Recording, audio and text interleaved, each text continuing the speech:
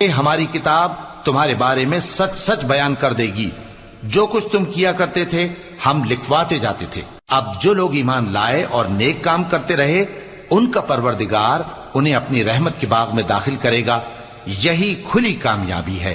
اور جنہوں نے کفر کیا ان سے کہا جائے گا کہ بھلا ہماری آیتیں تم کو پڑھ کر سنائی نہیں جاتی تھیں، مگر تم نے تکبر کیا اور تم نافرمان لوگ تھے۔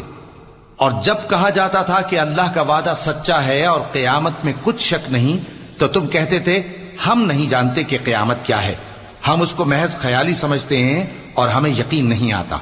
اور ان کے اعمال کی برائیاں ان پر ظاہر ہو جائیں گی، اور جس عذاب کی وہ ہنسی اڑاتے تھے وہ ان کو آ گھیرے گا۔ اور کہا جائے گا کہ جس طرح تم نے اس دن کے آنے کو بھلا رکھا تھا اسی طرح آج ہم تمہیں بھلا دیں گے، اور تمہارا ٹھکانہ دوزخ ہے اور کوئی تمہارا مددگار نہیں۔